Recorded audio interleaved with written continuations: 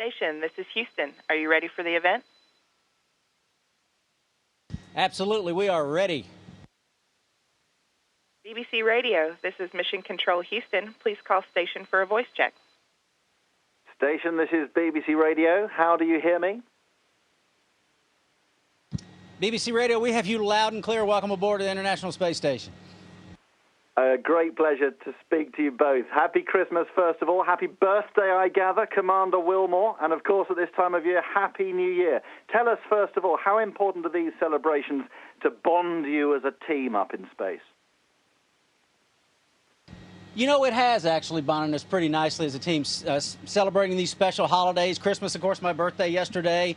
And the crew made it really special because they said nothing to me at all initially for the first hour of the day. Nothing at all. And then, of course, Mission Control, they had it all planned, and they had a big surprise, and you know, on some of the notes we get, stuff on that, and then singing and all. It was certainly special. And did you get any nice presents, Commander?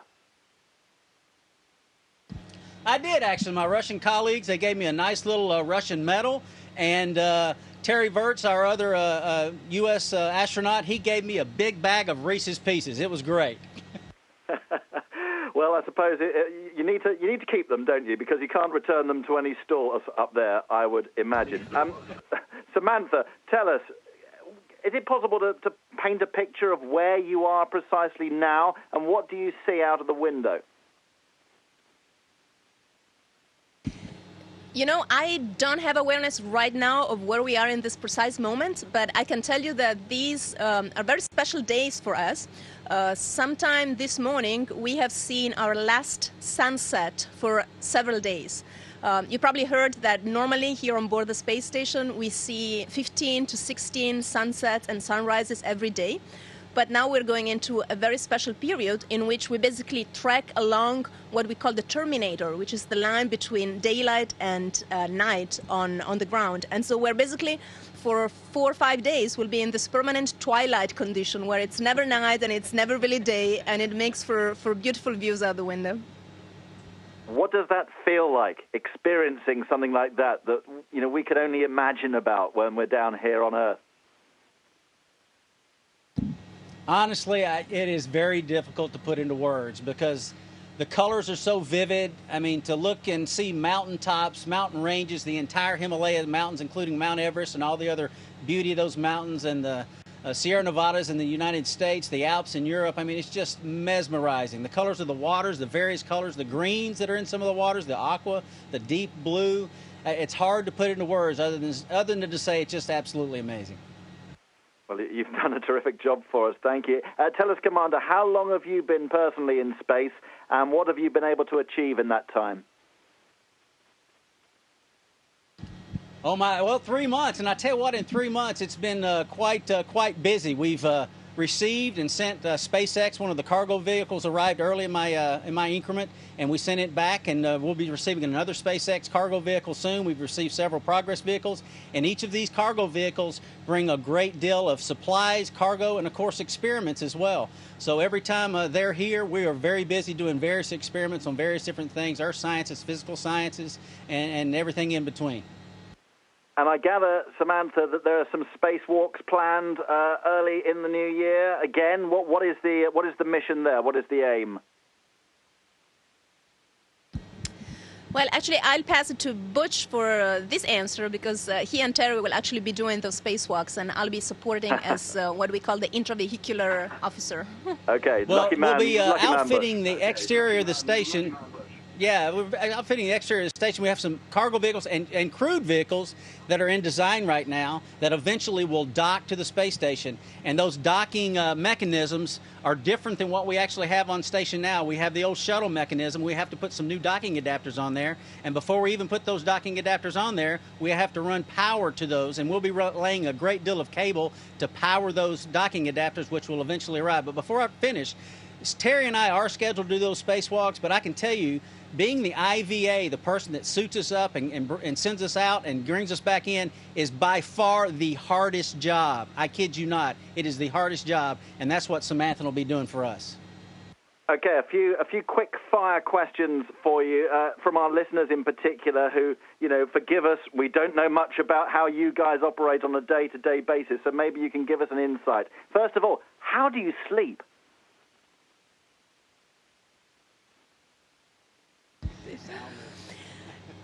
First of all, I have to say I sleep great up here. It's the best sleep I've ever had in my life. I've had it up here on the space station. We basically sleep floating. Well, it depends. People have different preferences, but personally, I just love to sleep in a sleeping bag. We all have our sleeping bag, and I just love to leave it floating. Each of us has a little cabin. It's about the size of the old phone booths, for those who are old enough to remember those. And I just let myself float in there. And I don't float far, and I guess I probably bounce off the walls a few times during the night, but it's a very gentle bouncing. It does not wake me up at all. And that feeling of just having my body completely relaxed and no pressure on any side of my body is just wonderful. I just love it. And what do you eat?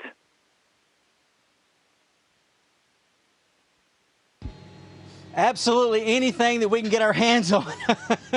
For some reason, I'm not sure what it is, but my appetite is 3 times what it is on Earth. And they actually cut back our rations a little bit because we have so many days we bring out some more food because Samantha's with us. But I tell you what, the young lady can eat as well, so she can pack it away just like the rest of us. We do stay hungry. Thank you so much for joining us from space. I know a British astronaut, Tim Peake, is going to be joining you next year as well, which will be an amazing moment for everyone here in the UK. We appreciate your time. Happy New Year. Thank you. Happy New Year to y'all as well and all your listeners. Station, this is Houston ACR. That concludes the BBC radio portion of the event. Please stand by for a voice check from CBS News. Station, this is Bill Harwood, CBS News. How do you hear me? We hear you loud and clear. Welcome aboard.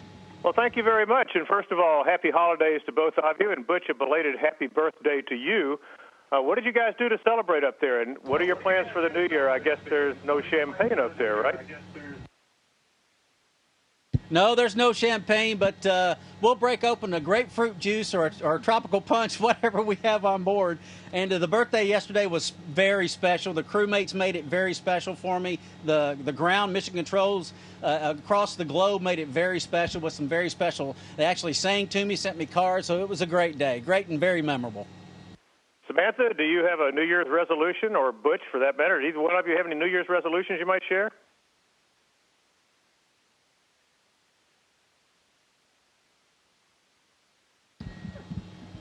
I can tell you one thing you think about when you're up here, Bill, is when we do various tasks. I mean, we may do 15 different tasks on 15 different subject matters a day.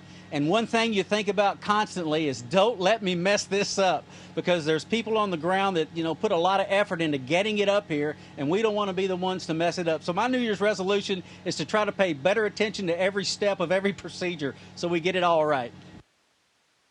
Samantha, how about you? Yeah, I was trying to think, and I guess I have been here on board for about a month now, and I guess there are some things that at the beginning you kind of put off because you've just arrived and you need to adjust and you need to learn how to live as an extraterrestrial life form here on board of the International Space Station.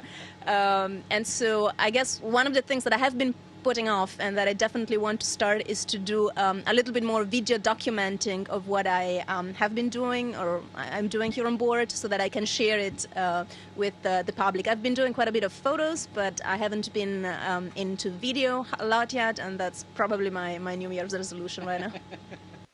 Well, thanks. You guys both have a SpaceX launch coming up in a week or so, and I'm sure you'll find a few belated Christmas presents on board, but more important, this is the first U.S. cargo ship to reach the station since the Antares failure back in October. Butch, how important is it for SpaceX to maintain a steady cadence of supply ship launches, since obviously Orbital Sciences Antares is probably down for the rest of the year? Well, SpaceX certainly has does a lot for us. Every time they come up, they bring a great deal of cargo, obviously, and a great deal of experiments in science. We're very keen on accomplishing as we, every single day. We also have Russian Progress vehicles that bring us cargo. So SpaceX does their part, the Russians do their part. Eventually, Orbital will get it back to launching again, and they'll be supplying us. And so we're looking forward to those days. For both of you, Scott Kelly and Mikhail Kornienko are preparing for launch here in March or so to begin a year-long stay aboard the station.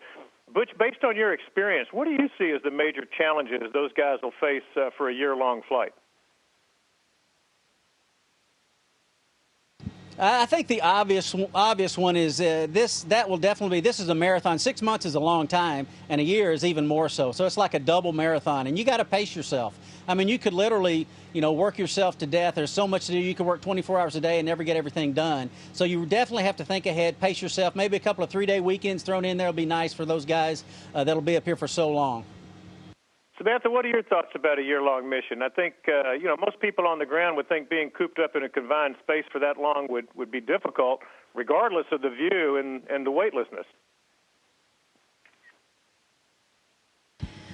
No, I don't think so. I wouldn't see that as a problem. The space station is actually an amazing, I like to call it the humanity's outpost in space. And I hope that conveys a little bit the fact that it's a complex, big, grand, huge facility, and we have plenty of space up here. So, we're obviously very respectful of each other's private space, and there is enough space here to find your own private space if you need it. So I wouldn't be concerned about that. What I definitely hope for them is that they will stay healthy for a full year. I mean, this can be a challenging environment to stay healthy on a long term, and of course, I think there has only been one person who has been in space that long so far, so we don't have a lot of experience yet, and that's the whole point.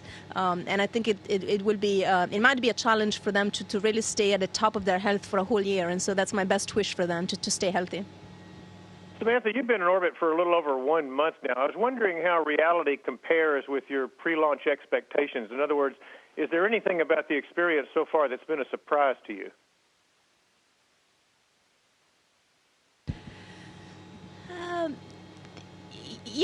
Lots of people tell you about how wonderful it is to view Earth from the window, and it is. And that has been a confirmation. I would not say that has been a surprise, because I was expecting it to be magnificent. I guess what I did not expect is how much I enjoy floating. I mean, I just love it. I just love to float, to be able to move in 3 dimensions, to let my body completely relax, to be able to have dinner on the ceiling if I want, or work on a wall, or bounce off another wall. So I never expected that to be so incredibly enjoyable. I noticed in your biography you said you enjoyed yoga, and I'd never thought about it before, but I was wondering if that was even possible in zero gravity. Well, I haven't tried yet, but I think the whole principle of yoga is about your body weight and your alignment, and really align your body along gravity. So probably in space is kind of difficult. But I would be really interested to hear the opinion and maybe the experience of somebody who's more experienced than me in yoga. It'd be interesting to see what they think. All right, guys, I got to wrap it up. Butch, I was going to ask you about football. You'll have to share that later. You guys have a great New Year's, and we'll chat with you soon. All right, thanks a lot. We'll be watching some football. Thanks to you and all your listeners. Station, this is Houston ACR. That concludes the event. Thank you. Thank you, BBC Radio and CBS News. Station, we are now resuming operational audio communications.